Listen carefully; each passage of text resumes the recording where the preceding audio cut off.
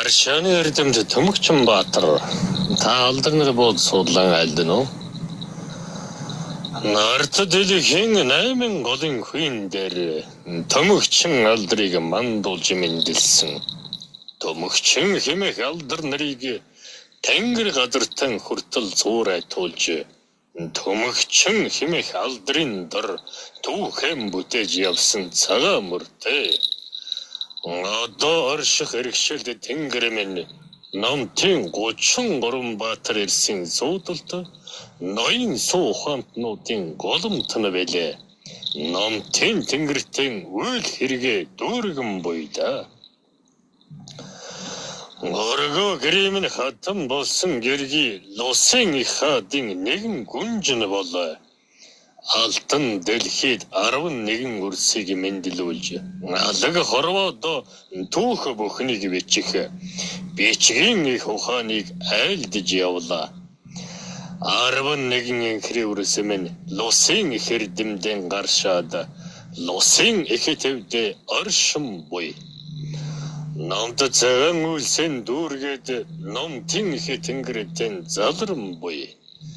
Домын шид түлэндэн суралцаад Домчин их Тэнгэртээ дохолон буйда. Хатуу бэрхэд аваа бүрийг даваад хан хорвоо дэлхийд туучин явахадан саарл хүрэн хоёгийг эдэлж нэгэн явлаа. Саарл хүрэн тэргүүнээр гоёж нэгэн явлаа. Эгэлгүй хүжидээ энэлэд зөөлстэн эрдэм мэдлэгийн сэлэн шингээж билээ. Оотом нард хорвоо дэлхийн ондоо үйл бүхнийг зэгцэлэн байхадан 5 сайхан зэр зэвсгийг эдэлж явлаа. Тавлинд сайхан 5 зэр зэвсгийн дунд сэлэн болдог мөнгөн элднийг буй. Саран хэлбэртээ танан цагаан зэвсэг буй. Бусад 3 зэвсгийг болтолонд дэлгэхгүй. Балчир үрсэн мэдэх хэрэггүй буйзаа. Өнөө цагта баймгүй 3 эдэн оршихтэй. Хөрс шороны гүнд орших хүүтэн булгийн ундраг чимээг сонирдож хөнөөлт дайснан алдалгүй таньдаг. Ховор нэгэн ухаан надад цогцолон буй. Дан дулаан дороод шаргатахтан хөрс шороноос аршааныг татаж хөрсний их гүнд орших аршааныг дээр нь эл гаргаж тэрл аршаанаар дэнслэгэн байх шарха ангаас нь олон. Хар хорон атхаг санаатнуудын харвж намнсан хорыг дарахадан ариусгаж урсгалсан аршаанаас аваад аравргүй шавшихад ангаах үйсэн орнон буй. Тасарсан нэгэн эдэрхтнийг аривжуулж нэгэн бүтэн болгон буй. Алагхан нартын шарх зовлон гай бүрийг аршааны ариухан дусал бүрийн амаар ангааж идгэж явсан ариухан түүхтэй. Аршаан бүхэн хоорондоо адилгүй. Хүмүүн анх үүссэн тэр цагаас аршааны ухааныг таньж эхэлсэн түүхтэй. Үе үедээ л аршааныг өргөнөөр хэрэглэж байна. Үе үедээ л ухаанд нь олноор суралцж байна. Аршаан бол хорвоо дэлхий дээр орших амьтай бүхнийг амиг тогтом баригчин. Амин дотор оршин байх галын хүчинд ам болон орших сүнсний хүчинд аршааны дэм нөлөөлөн байдаг юм. Алдраа урс танрын махан бид аршаан луга хэрэгтэй нүгүй билээ. Ам тэтгэж аршаан нь үгүй бол та нар чулуудсан ургаан модлого адил болно. Урс танрын махан биеийг чинч үслийн үндэс сүнсэн биеийг чинч амтай энэ аршаан тэтгэж байдгийн амийг чинь цогцлон барих үүрэгтэй юм. Аршаанаар томон янзын өвчнийг ангааж болно. Үүнийг Домчин сударт илүү ихээр айлдан буй. Урс танрын энэ хорвоо дэлхий дээр нь үе төмөн шидэтэй олон сайхан аршаан бий. Зүрх элэг цус яс махыг ангаах зөөргүй их чадал тэрэн олон аршаан замбуу твдэ ундран оргилж урсаж буйг заха цохосон танад сануулаад л орхи энд Тиймээс үрс тунган тааруулж хэрэглэвэс. Томон овчин зовлон чин эларших болно. Элэгэнд сайн аршам байлаа гэхэд эхлээд түнд хурсан хар эрчмийг устгана.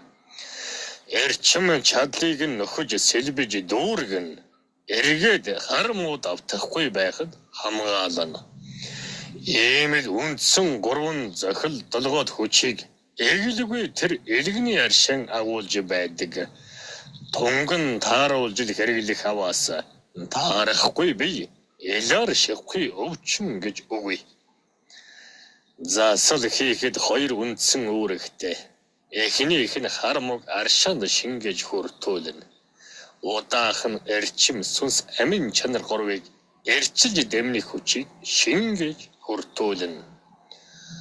Аршаан нь олон янзаар хувирч чадах ховсомхай шинжиг ихээр агуулсан байдаг.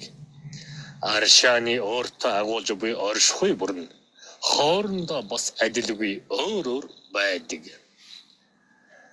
Аль нэг шинжийг нь эхэлсгэж, аль нэг хүчийг нь багасгах замаар амт эрчим үнрийг нь хувиргаж өөрчлөөд альва харийг засах үсийг дэмнүүлж болно.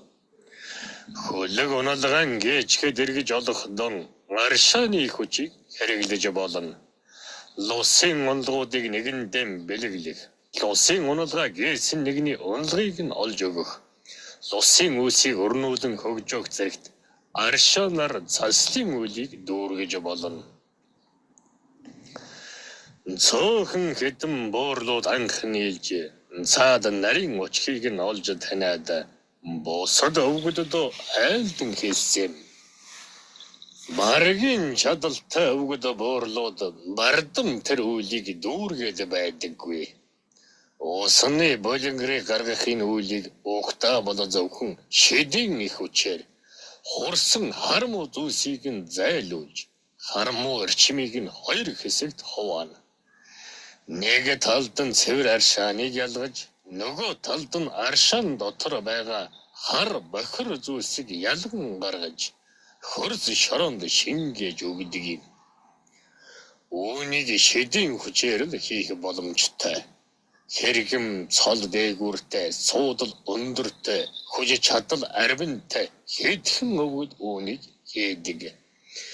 Эдгээр өвгөд өөрсдийн шидүүдийг ашиглаж эрчмээ нэгэн цол болгоод түүгээр аршааны эрчим хоорондын сүлдээг салгаж хар муу эрчмийг нэгэн талд нь ялгаж хагцуулан салах үлийг дүүргэдэг юм.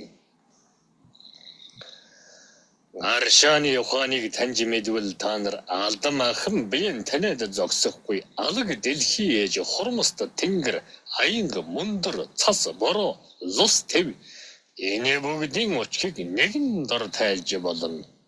Хэрв аршааны шидийг ухаж тайлбаас хөрст алтан дэлхий орчлон их ертөнц хэрхэн оршин тогтнож буйг хэрхэн ах бүрэлдэн бий болсныг хинээрч хэлүүлэлтгүй таньж мэдэх болно. Өөрөөсөө та нарын махан бие чинь дэлхий ээжийн жижигхэн гээчин дүрн дэлгэрүүлж үрстэн ойлгуулахын тулд дэлхий ээж дээр нь би тайлбарлая. Аршаан усныхан тэнцвэр алдагдваас өвс ургамал бүхэн хадаж хагдарч үлэн тоос шорол бужигнан босно.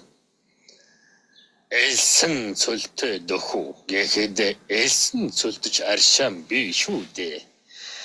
Энд тэндгүй шороо байнга шуурч эргэн тойронд нүүр нүдгүй бужигнах болно.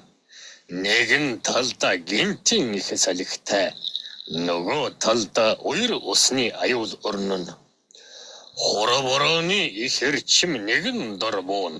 Хоровоо дэлхий дээр энэ л хоёр ээлжлэн солбож аршаантай, аршаангүй гэсэн хоёр хэсэгтэй болно. Орчлон хоровоо дэлхий бүхэлдээ аршаантай, аршаангүй гэсэн хэсэгт хуваагдаж, онгон дэлхий ээж нь хадаж гандаад орон сүндэрлэх уус үл үзэгдэх болно. Голоморын үгүй газар нутагт газрын гүнээс аршааныг ундруулж, үер усыг ааглуулан буулгаж, үхэрийн дайснаа бултаар нь дарна. Эрдэнэт аршааны эрдэм хүчийг нэгтгээд, элдв аршаан нь зэр зэвсхийг бүтээгээд, эзэрхэг дайсантай дайтан тулалдахдан аршаан нь бомболог гэж хийж болно. Аршаан нь бомболог аадрын усаар атаатан дайснуудаа алмайруулан зутрааж, бомболог дотроо хорд дайн өрнүүлэхэд баламд дайснууд бөөнөрөн хордож үхнэ. Энэ мэт эрдэмийн олон мэхүүдийг эзэрхэг дайн туланд ашиглаж байлаа. Хамгийн өргөн ашиглаж байсан эзэнгүй ус хэмээх үерийг тавьдаг юм. Хаанаас ч бөөмөд оргилуулж хамгийн хуу хамх үер усыг буулгадаг юм. Далдын дан хэрхэн өрнөдөг вэ гэвэл хүний махан бид оршин буй хүчит аршааны ихшид өвдөсөр устын дайсныхан атгыг санахар бодлын өөтөө буртагтай сул талыг олж мэдээд өнөх аршаана янз бүрээр хуургаж өрөөл махан бидэн оршин буй өөдгүү хар зүйлсийг сарниулж алга болгоно. Аршаанын дэлгэрүүлэл 10 их үйл, аршаанаар дэмэнсэн 25 том баг аимшигт дайн тулааныг үлдэж явлаа. Аршаан хэмээхэн учгийг таньж мэдэх үлгэрлэлт үйлэндээ тэмүүлэн суралцаж, аршааны амин чанарыг тунгаан таньж, айл бүртээ аршааны шидийг ашиглаж, өөрийн оюунд аршааны ухааныг өвсний гавьянд номтын 33 баатар ирсэнийг болж тодорсон түүхтэй. Өнөө цагийн үрс та нар аршааны хүчийг мэдрэх болоогүй л байна. Аршааны амин чанарыг таних болоогүй байна. Үерлээ дэрх урсаа дөнгөрөх аршаан нь урс та нарт хизээж буцаж ирэхгүй сана. Өөрийн амин хувь хичээхийн оронд алдах урстэй аршаана өвлүүлэн үлдээ. Аршаана харамутай булаад байвал, аршаанда харамуг хутгаад байвал, лусын догшин олон өвгөд цаан чинь дэгжээгийн ялши дэглэм бэлдээд, дэнсээ зихэд анан сууж буй сана.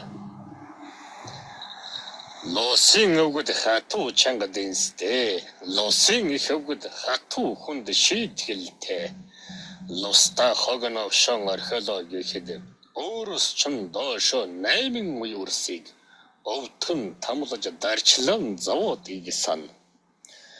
Өр тулж болж дэлгэрсэн 8 үеийн удмын үрсээ элэг бүтэн авч үлдээ гэвэл луста хар муу зүйлс бүхий бүү орх. Лусын дэргэд алжаалан тайлж амрахтан хог буртаг хэрсвэ хамаад нэг морд. Хөөрөн баясж хөгжин наадахта хажууд чинь амтай гол мөрөн буй гэдгийг сан. Лусын эдэд үрстэй хатуу хандадгийг хизээ ухаарч хизээ мэдж ухааж хүрсвэ. Аршаан үгээр та нар 3 гариг яваад нэг үз. Аршаан огт байхгүйгээр 3 гариг үүсэн дүүргээд нэг үз. Үрс 3 гариг үүдэх зуртаа хорвоо дэлхийгээсэн халих бойза. Аршаан үгээр 1 гаригийг өнгөрөө. Махан бийд чинь юу өөрчлөгдөж байна вэ? Махан бий чинь хэрхэн зовж байна вэ? Амьд явж чадах нь үрс та нар. Үүнийг та нар махан бийдэн мэдэрч байж, ур удам ирээдүйд үрс балчруудада үзэсгэлэнт энэ гол мөрөн уух усан бүтэн хэвээр нь үлдээхээ үрс та нар тунга. Хизээ нэгэн гарагт та нарт ур удамдаа огох аршаан үгүй болох вэ? Эдэлж хэрэглэж буй эд баялгаас чинь илүү эрдэнэ тус эгэлгүй их үнэт хүрхэн гэдгийг эргэцүүлж нэг бодоод оюундаа нэг ухаж тунгаа.